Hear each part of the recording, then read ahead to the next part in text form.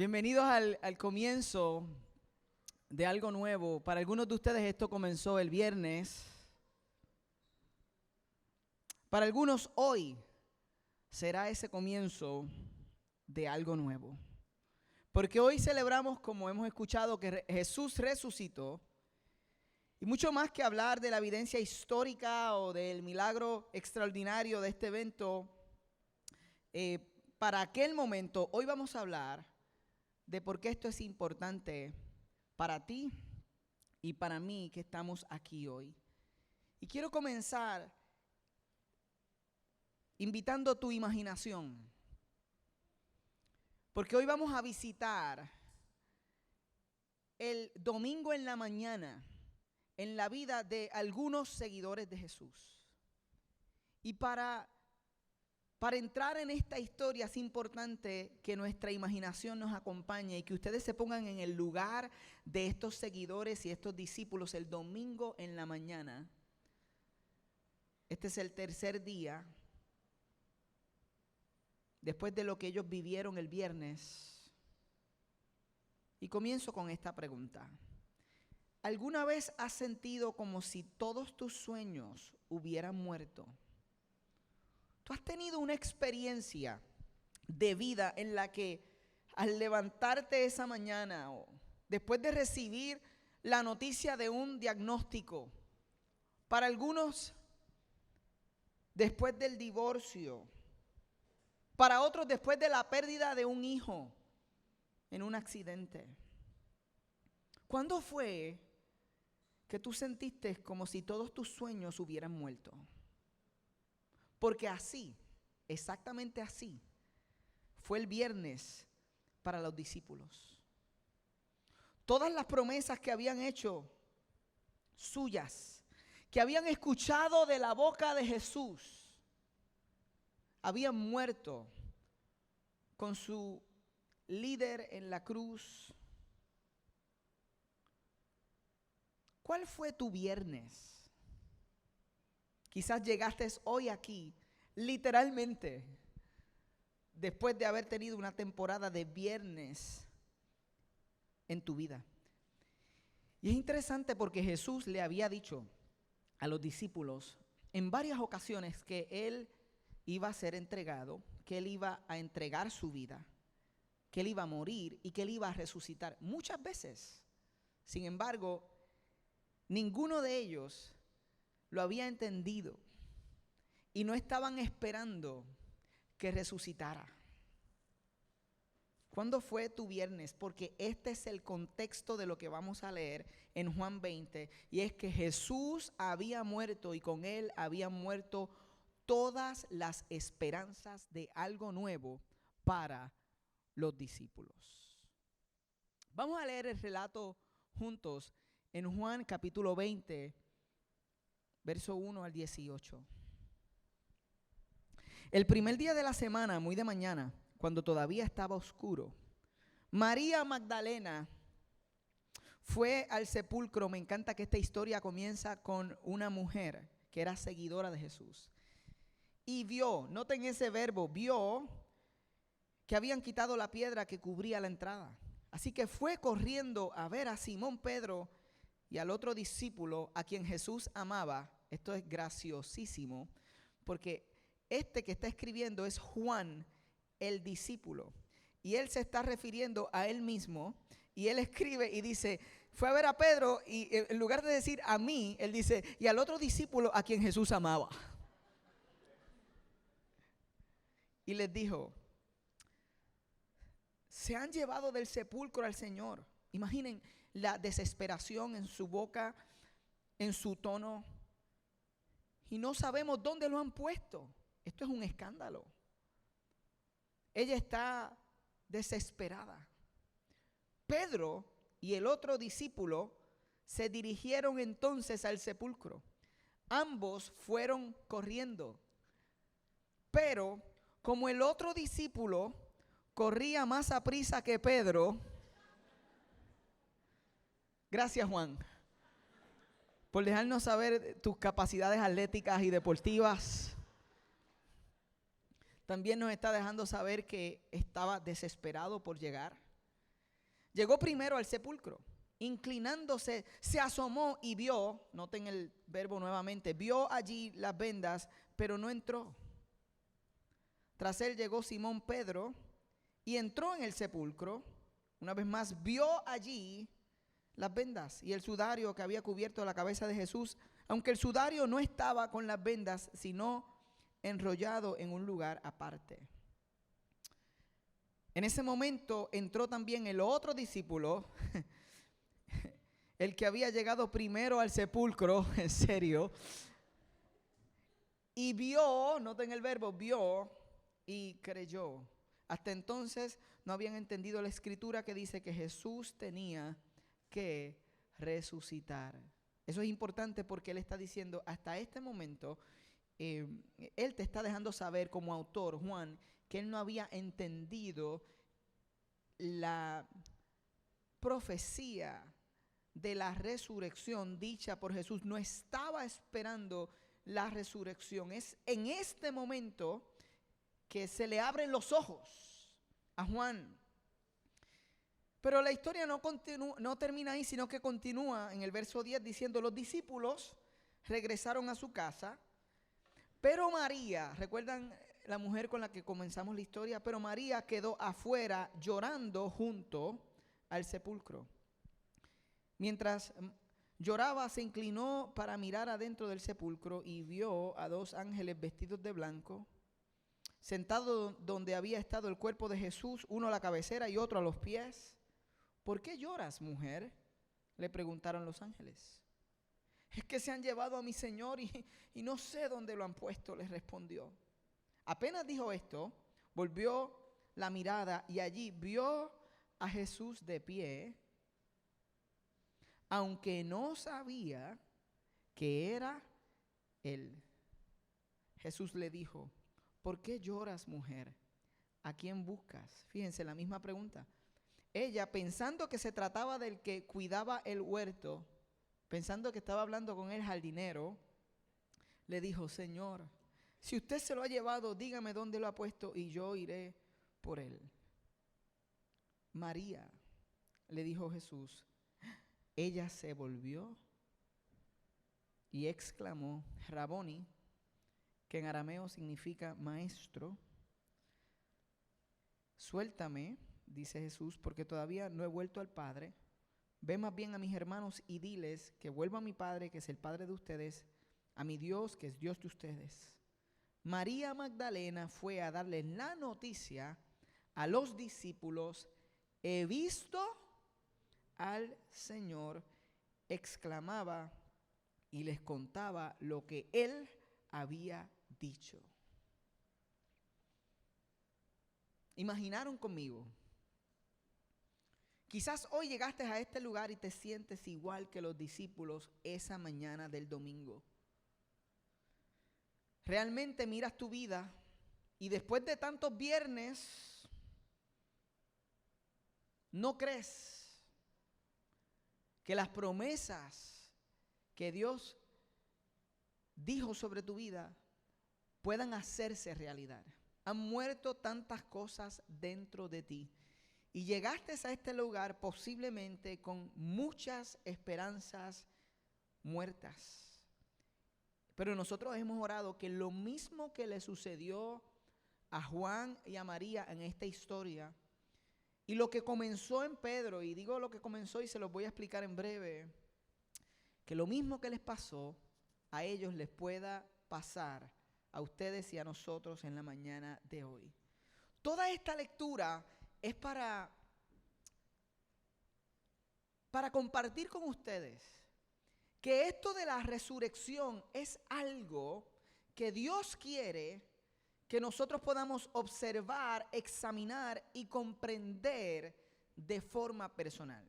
Este asunto de la resurrección, Dios anhela que pase de ser un dato histórico en el que tú de alguna forma crees sin haber observado y examinado, a ser algo personal, que tú puedas terminar como termina María Magdalena diciendo, he visto con mis propios ojos he visto al Señor.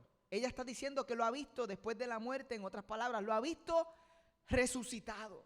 Lo vi resucitado. Esto es lo que Dios quiere para cada uno de nosotros hoy, que lo podamos ver personalmente. Y yo leí esta historia y les decía que notaran los verbos, porque en esta historia de María llegando y observando, ella vio el verbo en el idioma original, porque la Biblia no se escribió en español, específicamente esta parte está escrita, este evangelio está escrita en griego, y en el original el verbo que se usa es que ella llegó y observó, y eso es normal, y eso está bien.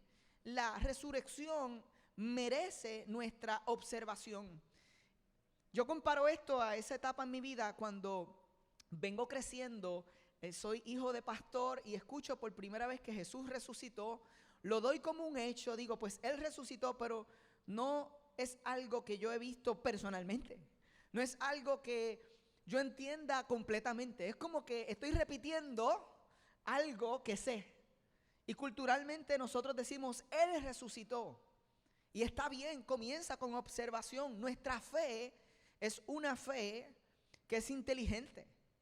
Y Jesús quería que nosotros miráramos, observáramos. Y así comenzamos todos con este asunto de la resurrección, observando. Oye, sí, he escuchado que Jesús resucitó, eso es importante para la fe. Pero en el transcurso pasa lo que le sucedió a Juan y a Pedro, que las próximas ocasiones, en el verso 5, cuando dice, y bajándose a mirar, vio los lienzos puestos allí, pero no entró. En el verso 6 dice, luego llegó Simón, Pedro tras él,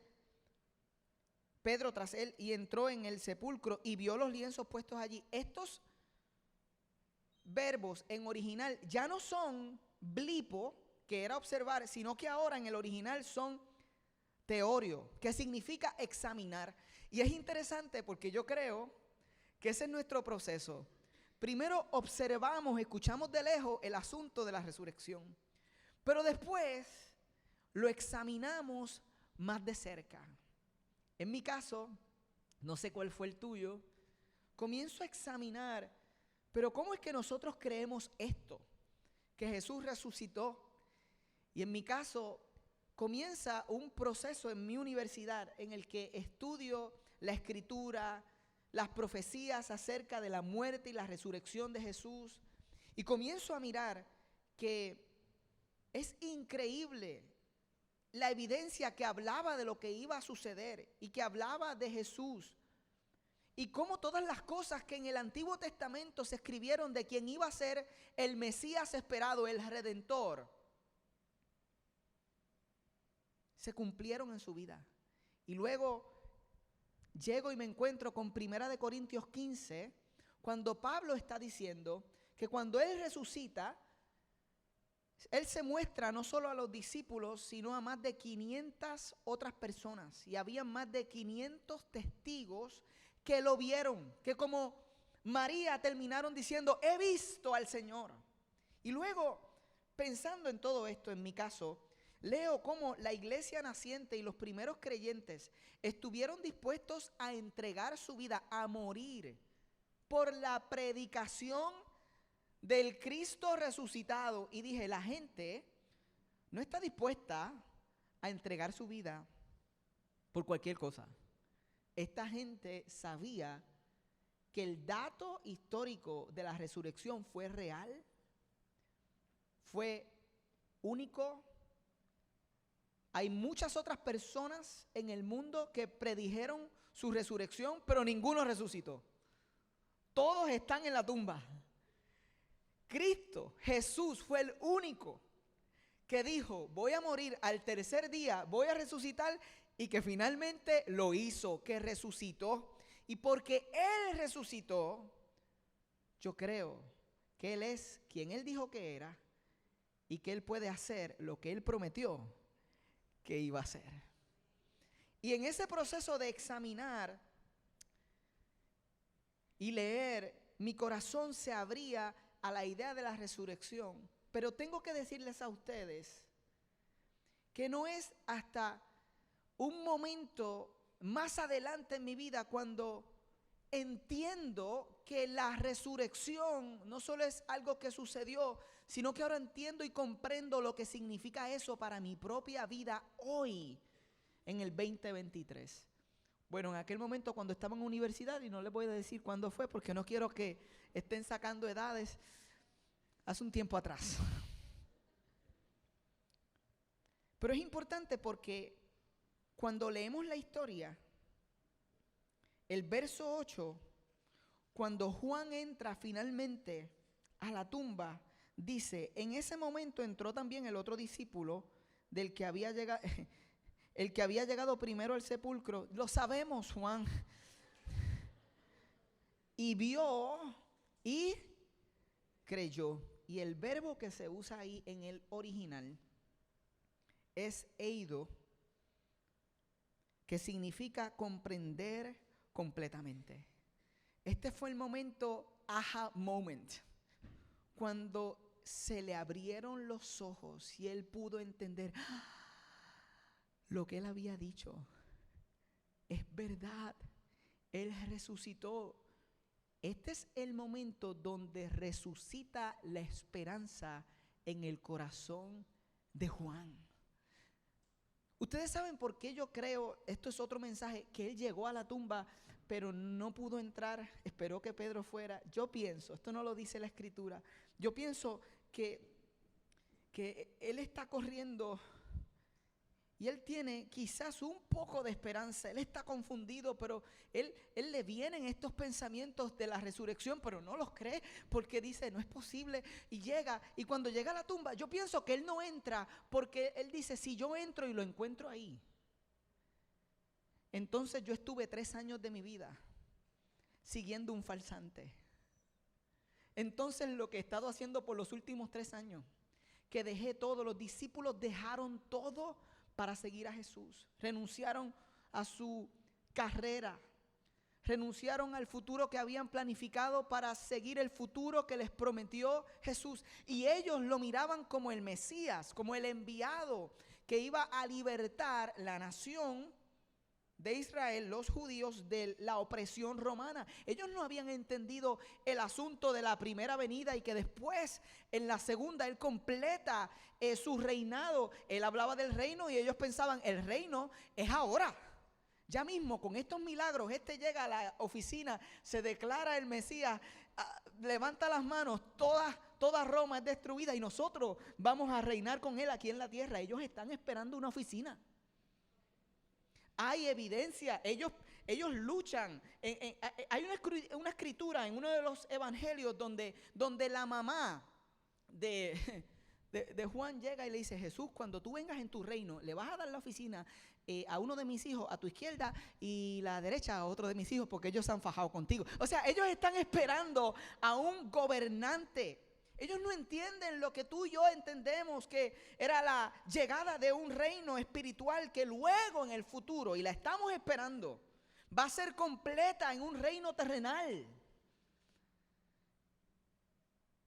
Y Juan dice, si yo entro y lo encuentro ahí, quiere decir que todo lo que yo había pensado es la evidencia de que hasta aquí llegó, se acabó todo para mí. Es un farsante. Tiene temor, pero siempre necesitamos a alguien que es más valiente que nosotros. Y ahí viene el discípulo puertorriqueño. Corría más lento que Juan, pero tenía babilla. Llegó corriendo, no esperó, entró hasta adentro, vio. Y Juan dijo, no estoy solo. Y ahora entra y se da cuenta que no está. Y ese es el momento cuando le hace clic, porque miren, llegar a comprender, llegar a comprender la resurrección de forma personal es una obra de la gracia de Dios.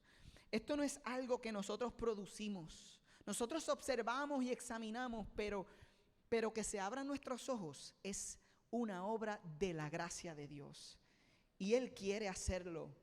Y yo creo que esta mañana Él va a abrir los ojos de alguien que hasta este día no lo había visto de esa forma.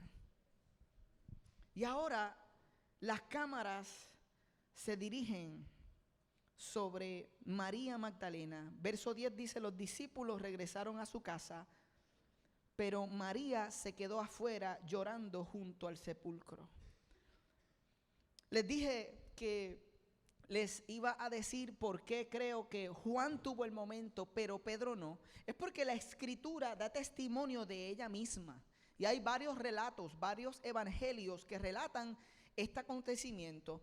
Y en el Evangelio de Lucas, en el capítulo 24, verso 12, encontramos lo siguiente. Pedro, sin embargo, salió corriendo del sepulcro. No solo llegó corriendo, Pedro era más lento, pero era maratonista. Este tenía distancia. Dice, sin embargo, salió corriendo del sepulcro, se asomó y vio solo las vendas de lino. Luego volvió a su casa extrañado de lo que había sucedido. Lo que quiere decir que Pedro vio, entró, tenía babilla, pero su proceso de que sus ojos fueran abiertos es diferente al que Dios tiene con Juan. Juan nos dejó saber en su escrito que ahí él entendió y se le abrieron los ojos. Lucas nos está diciendo, a Pedro le tomó un poquito de más tiempo. Es que le digo, es un discípulo puertorriqueño full. Y si ustedes saben la historia de Pedro, Dios tiene un trato con Pedro, Jesús tiene un trato con Pedro específico para cubrir su vida, sus necesidades, su personalidad. Maravilloso. Así que merece ser observada y examinada, y Dios tiene para cada uno de nosotros una forma de llevarnos a abrir nuestros ojos. Es por eso que quizás no todos hoy abran los ojos, pero algunos abran sus ojos, porque es una obra de gracia de Dios. Ahora, aquí está María. ¿Por qué está llorando fuera del sepulcro? Todavía está en su viernes. Ella, al igual que los discípulos, había caminado con Jesús. Me encanta esto de la vida de Jesús, y es que siempre dignificó la mujer, su valor, mientras ningún otro rabino permitía que una mujer se sentara a escuchar enseñanza. Jesús, tenemos múltiples relatos donde están los discípulos y también están mujeres que son discípulas, que están escuchando y aprendiendo. ¿Recuerdan el caso de Marta y María? Hay múltiples. Ella está llorando muchísimo. Todavía está en su viernes. Pero esto es más profundo para ella que yo creo que para algunos de los discípulos. Y les voy a decir por qué. ¿Quién era María Magdalena? Los voy a llevar a Lucas 8, donde se nos hace la presentación de quién es María Magdalena, la que ahora tenemos llorando fuera del sepulcro. Por eso es que yo sé que esto para ella es bien difícil. Miren, aconteció después, Lucas 8, verso 1, que Jesús iba por todas las ciudades y aldeas predicando y anunciando el evangelio del reino de Dios, y los 12 con él, y algunas mujeres que habían sido sanadas de espíritus malos y de enfermedades. María, que se llamaba Magdalena, de la que habían salido no 1, no 3, no 5, 7 demonios. Lo voy a dejar ahí. Imaginen la vida de María antes de tener un encuentro con Jesús. Estamos hablando de una mujer que vive oprimida espiritualmente. No es que tiene un problema emocional. No es que tiene una situación de relaciones rotas. Dice que estaba oprimida. Vivía bajo el gobierno espiritual del reino del mal y del infierno. Es más, ella pudiera decir en su testimonio: mi vida antes de Cristo era un infierno. Ella vivió lo que es infierno. No tenemos detalles exactos. Algunos de los teólogos estudiosos piensan que se dedicaba a la prostitución, que entregaba su cuerpo para sobrevivir. Imaginen la amargura, la opresión espiritual, la vida desastrosa, cómo los demás la miraban, la historia que era para toda la comunidad. Esto no es algo liviano. Este era el caso más grande de posesión demoníaca que se registra. Adicional de un caso que había una legión de demonios en un solo hombre. Esto es destructivo. Esto era la candidata perfecta para grabar The Exorcist en aquel momento. Yo sé que con ese comentario lo hago liviano, pero yo no quiero alivianar la vida y la experiencia que tenía que vivir esta mujer antes de conocer a Jesús, y Jesús la libró de esa vida. Le da una nueva identidad. Le dice: tú eres mi hija amada. No te gobierna más el infierno. Eres perdonada. Tienes un espacio en nuestra mesa. Tú eres parte del plan de Dios. Todas esas verdades divinas empezaron a llenar la vida de quien ahora es María Magdalena, que no es la misma que era antes. Pero hoy, 3 días después de la muerte de su maestro, ella está en su viernes. Porque esto es lo que yo creo. Ella está pensando: hasta aquí llegó. Yo creo que ella está luchando y llorando la pérdida de su identidad. Porque su identidad había sido restaurada por Jesús y ahora Él no está, y ella está pensando con temor: ¿volveré a ser la misma? ¿Qué hay para mí? ¿Me volverán a decir la endemoniada? ¿Me llamarán por sobrenombre? ¿Habrá alguien que me vea como una discípula? Se acabó el plan de Dios para mi vida. Todo se acabó. She's crying. Ella está quebrantada fuera del sepulcro diciendo: no tengo esperanza. La esperanza en ella había muerto. Por eso está llorando fuera del sepulcro. Y cuando mira hacia adentro, se aparecen unos ángeles que le hacen una pregunta: ¿por qué lloras, mujer? Y para mí es gracioso esta pregunta, porque cuando como padre yo le he hecho esta pregunta a mis hijos, o cuando tú le haces la pregunta a alguien: ¿pero por qué lloras? Es porque tú tienes la opinión hecha de que está llorando sin necesidad de llorar, o está llorando sin conocer la historia completa. Hay ocasiones donde yo he hecho esa pregunta de esa forma. Yo sé que hay otros momentos que uno dice: ¿por qué lloras con esa dulzura? Pero hay momentos que uno hace esa pregunta: ¿por qué lloras? O sea, como diciendo: no tienes que llorar. No tienes que llorar. Los ángeles saben algo que ella no sabe. Ella le contesta: es que lo que ella piensa hasta ese momento es que se llevaron el cuerpo y no sé dónde lo pusieron. Y nuevamente mira y dice que cuando miró, estaba parado frente a ella Jesús, que le hace la misma pregunta: ¿por qué lloras? ¿A quién buscas? En otras palabras, no tienes que llorar. El que tú buscas no está muerto, está vivo y está frente a ti. Y Él le habló a ella. Y para mí es tan curioso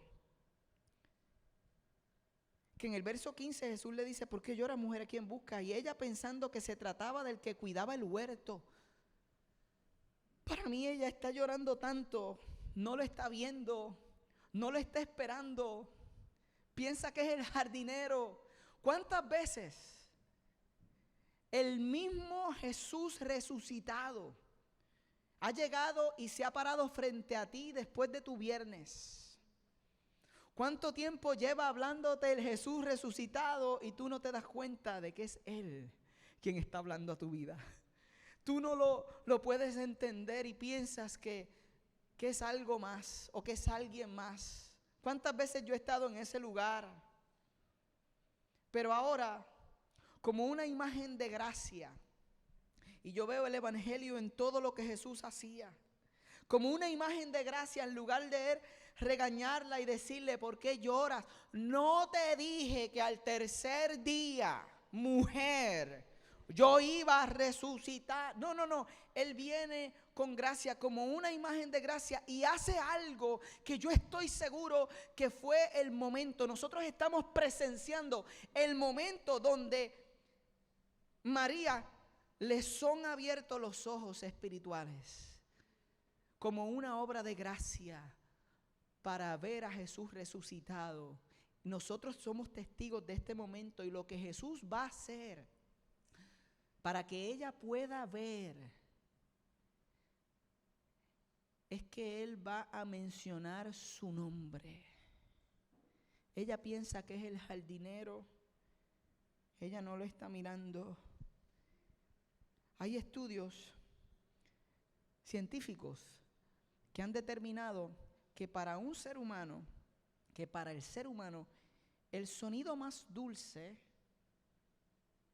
es el sonido de su nombre. Cuando alguien te llama por nombre, eso es dulce. Es por eso que cuando tú vas a uno de estos cafés o un restaurante de comida rápida o algún lugar donde la persona tiene un label con su nombre escrito y ha estado todo el día trabajando y todo el día le han tratado de tú o hey o sírveme o quiero, pero nadie le ha dicho su nombre y tú llegas y le dices Juan. Ellos te miran, llama su atención, su rostro cambia. Cuando tú estás en un lugar en el que no conoces a nadie y de momento alguien te dice Miriam, es que llama tu atención. Es que es el nombre más dulce. Ese sonido más dulce, tu nombre. Entonces, no lo dice la Escritura, esta parte la llenamos nosotros. Pero, ¿cuántas veces ella escuchó al maestro estos 3 años o desde el momento en el que ella fue liberada? ¿Cuántas veces ella lo escuchó llamarla por nombre? María. Yo estoy seguro que había una tonalidad específica que Jesús usaba cuando llamaba su nombre, porque quizás pocos llamaron a María antes de este momento por su nombre. La llamaron posiblemente mujer, prostituta, endemoniada.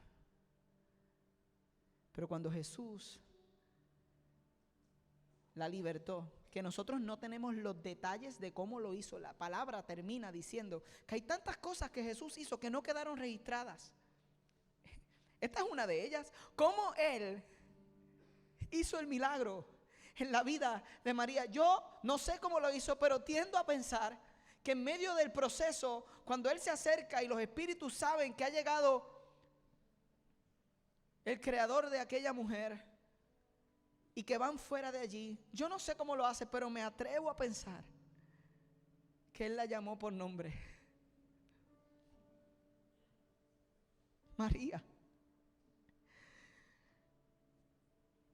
Y María fue restaurada a una nueva identidad con el llamar de su nombre. Escúchame, para ti la resurrección va a ser un evento que observas y examinas hasta el momento de gracia en que el Señor te llame por nombre.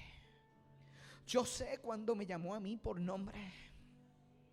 ¿Sabes tú cuándo Él te llamó por nombre? Porque hoy puede ser el día que Él esté llamando tu nombre, para abrir tus ojos y que puedas entender completamente que su resurrección significa que Él es quien Él dijo que era y que Él va a hacer todo lo que prometió que iba a hacer. Quiere decir que tú puedes recibir el perdón de todos tus pecados, que tú puedes ser reconciliado con Dios, que a pesar de tu historia de errores y los demonios con los que has batallado, Él te escogió para que lo vieras resucitado. Y si tú puedes ver que Él resucitó, se te van a quitar las ganas de llorar. Se te va a quitar la quejabanza, se te va a quitar el enfocarte en todo lo que has perdido para recordar que verdaderamente el plan de Dios sigue en pie. Cuando Él le dijo a María, ella se volvió, lo escuchó, dijo: este es el maestro. Dice ahí que Él le dijo: suéltame. ¿Qué quiere decir? Que entre ella volverse, lo que no vemos escrito es que ella lo abrazó, se le tiró encima, se le lanzó a los brazos. Y Jesús le dijo: suéltame, suéltame, que voy a ascender al Padre. Pero vete y dile a los discípulos. Vete y dile a los discípulos lo que ha sucedido. Y ahora a la endemoniada anterior Él le concede ser la primera predicadora de la resurrección. Él amó tanto las mujeres que dijo: le voy a dar a una el privilegio de ser la primera predicadora de la resurrección. Y no a cualquiera, a María Magdalena, la que antes fue posiblemente prostituta, gobernada por el infierno. A ella la voy a convertir en la mensajera del mensaje que puede resucitar todo lo que ha muerto dentro de ti. Habrá algo hoy que ha muerto dentro de ti que tú necesitas que Dios resucite. Habrá algo en tu matrimonio. Habrá algo en tu vida interior de lo cual te avergüenzas porque te rompe. Y todos lo hemos experimentado. Y se llama pecado. Y tiene diferentes nombres. Habrá algo escondido, muerto, que apesta dentro de ti, que hoy necesitas que Dios resucite. Si tú permites que tus ojos sean abiertos, Él te va a llamar por nombre y te va a decir: tu matrimonio, que piensas que está muerto, es parte de mi plan. Los voy a convertir en predicadores de la resurrección, para que puedan decir: nuestro matrimonio estaba casi muerto, pero llegó el Dios de la vida y me resucitó el matrimonio. Y me resucitó por dentro. Y me resucitó en mi relación con Él. Y hoy, Jesús te dice lo mismo que le dijo a Marta y a María en Juan 11:25. Yo soy la resurrección y la vida. El que cree en mí, aunque esté muerto, vivirá. ¿Cuántos lo creen? ¿Qué tal si te pones de pie conmigo y le das un aplauso al Señor de gratitud? Porque Él está vivo. Porque Él está parado frente a ti.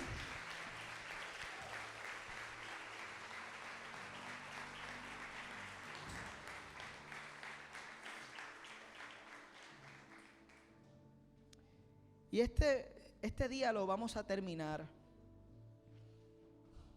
en fe, dándole la oportunidad a cualquier persona que esté en este lugar, que el Espíritu Santo haya abierto sus ojos, de responder a esa invitación y de recibir una oración que definitivamente es el comienzo de una nueva temporada. Es el comienzo de algo nuevo. Y nosotros vamos a orar y vamos a cantar. Pero si tú sabes que este mensaje es para ti, no salgas de este lugar sin que como iglesia oremos contigo. Quizás tú no veas dos ángeles en este lugar. Esta ropa es blanca, pero es blanca porque me la compré blanca. Pero yo te puedo decir una cosa. Aunque no veas dos ángeles, puedes resucitar dentro de ti la esperanza que has perdido. Por tu fe, el día de hoy puede ser transformado. Es milagroso lo que puede ocurrir. Habrá alguien que está enfermo entre nosotros, que ha recibido un diagnóstico y que está luchando con ese diagnóstico. Y hoy el Señor quiere abrir tus ojos, y yo creo que Dios puede hacer un milagro de sanidad en este lugar. Habrá alguien que necesita que su relación con su familia sea restaurada. Habrá un hijo que dice: yo no me veo a mí mismo como hijo, y hoy aquello que estaba muerto yo quiero que sea resucitado. Si ese eres tú, mientras nosotros cantamos y declaramos esta verdad, este espacio va a estar abierto y yo te pido que tú vengas aquí, porque nosotros vamos a orar por ti. Habrá alguien más que dice: ese soy yo. Sin ningún temor, este es el día para, como seres humanos, nosotros responder. Habrá alguien más que dice: ese soy yo.